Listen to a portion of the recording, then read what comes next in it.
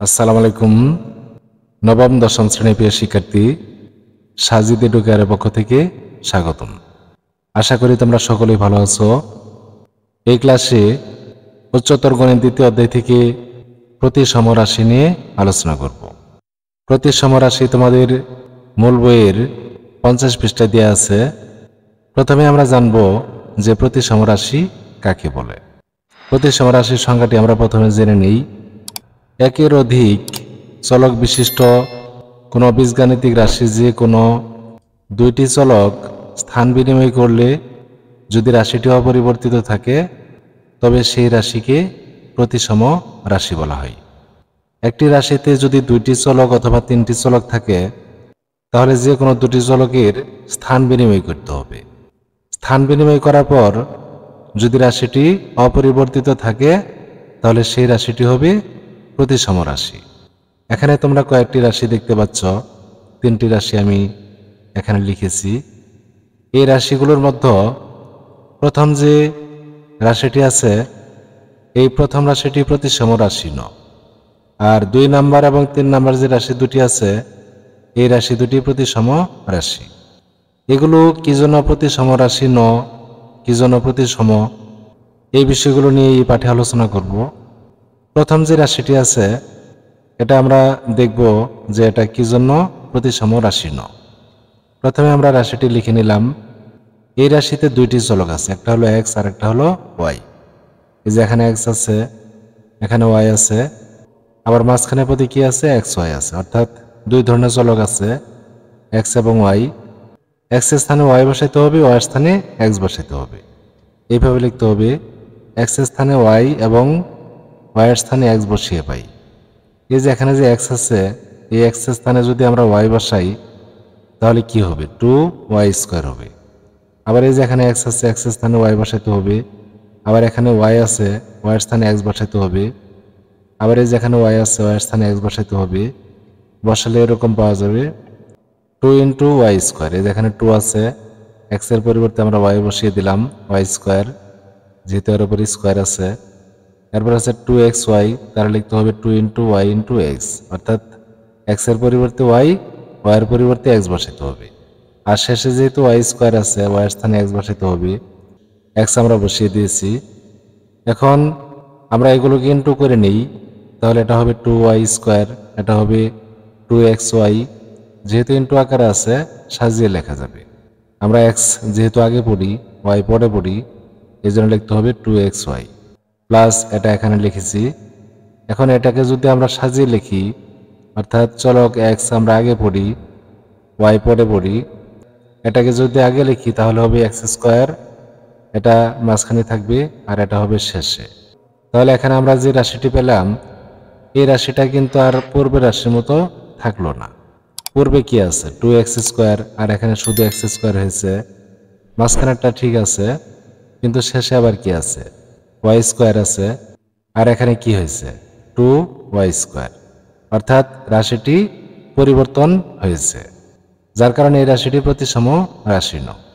শেষে এভাবে লিখে দিতে হবে, যেহেতু এক্স এবং ওয়াই চলক স্থান বিনিময় করলে রাশিটি পরিবর্তিত হয় তাই রাশিটি প্রতিসম রাশি নয়। এইভাবে 2 নাম্বার এবং 3 নাম্বার সমস্যা দুটি আমরা সমাধান করব। এবার আমরা 2 নাম্বার সমস্যাটি সমাধান করি। প্রথমেই আমরা রাশিটি লিখে নেই। এই রাশিতেও দুইটি চলক আছে এক্স এবং ওয়াই, এটা তোমাদের লিখতে হবে না, বোঝানোর জন্য আমি লিখেছি যে এই রাশিতে দুইটি চলক আছে। এরপর লিখতে হবে এক্স এর স্থানে ওয়াই এবং ওয়াই এর স্থানে এক্স বসিয়ে পাই।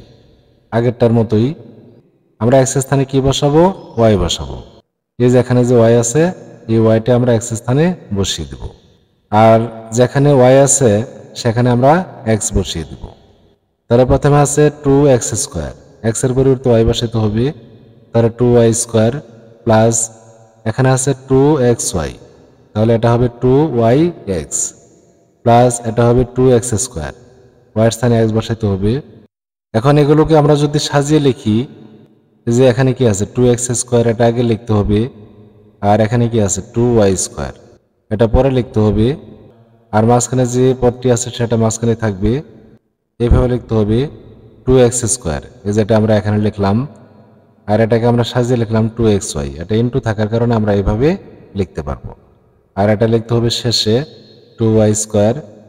এখন আমরা যে রাশিটি পেলাম x এর পরিবর্তে y এবং y এর পরিবর্তে x বসিয়ে, এই রাশিটা কিন্তু আগের রাশির মতোই থাকলো, যার কারণে এই রাশিটি প্রতিসম রাশি।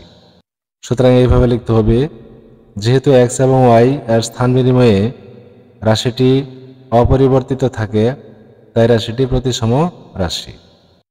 এবার আমরা 3 নম্বর সমস্যাটি সমাধান করব যে এই রাশিটি প্রতিসম রাশি কিনা। প্রথমে আমরা রাশিটি লিখে নিই। রাশিটি লিখে নিলাম। এই রাশিতে 3টি চলক আছে, এক্স ওয়াই জেড। এখানে জেডটা লেখা হয়নি, জেড লিখতে হবে।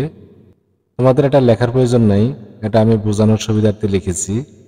এই রাশিতে যে 3টি চলক আছে সেটা এখানে আমি চিহ্নিত করে দেখিয়েছি। এখন কি করতে হবে, যে কোনো 2টি চলকের মধ্যে স্থান বিনিময় করতে হবে।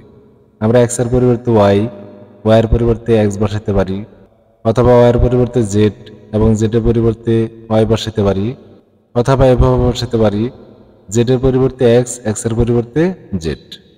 প্রথম দুইটা তোমরা পরিবর্তন করবা, এক্স এর পরিবর্তে ওয়াই, ওয়াই এর পরিবর্তে এক্স। এইভাবে লিখবা, এক্স এর স্থানে ওয়াই এবং ওয়াই এর স্থানে এক্স বসিয়ে পাই। তাহলে এই এক্স এর স্থানে যদি আমরা ওয়াই বসাই, ওয়াই এর স্থানে যদি আমরা এক্স বসাই, তাহলে রাশিটি এরকম হবে। এই যেখানে আছে এক্স স্কোয়ার, এটা হবে ওয়াই স্কোয়ার। এখানে আছে ওয়াই, এটা হবে এক্স স্কোয়ার। এটা যা আছে তাই লিখতে হবে। আর এই যেখানে কি আছে এক্স ওয়াই, এটা পরিবর্তন হয়ে যাবে, ওয়াই এবং এক্স হবে। আর এখানে ওয়াই আছে, ওয়াই এর স্থানে এক্স বসাইতে হবে। আর এই যেখানে যে এক্স আছে, এক্স এর স্থানে ওয়াই বসাইতে হবে। সেভাবে বসিয়ে দিয়েছি।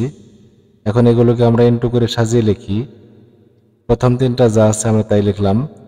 এই যে এটা আর এটা ইনটু করি, তাহলে এটা হবে এক্স ওয়াই, আর এটা হবে জেড এক্স, আর এটা হবে ওয়াই জেড।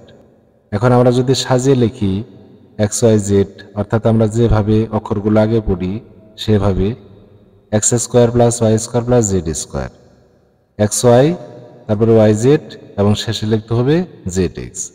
এখানে আমরা যে রাশিটি পেলাম, এই রাশিটা কিন্তু আমরা প্রদত্ত যে রাশি তার মতোই পেয়েছি, যার কারণে এই রাশিটি কি প্রতিসম রাশি।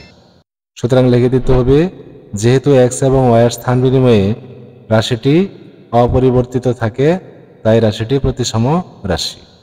আশা করি শিক্ষার্থী বন্ধুরা প্রতিসম রাশি কি তা তোমরা বুঝতে পেরেছ। সবাইকে ধন্যবাদ জানিয়ে ক্লাসটি এখানে শেষ করছি। খুদা হাফেজ। আসসালামু আলাইকুম।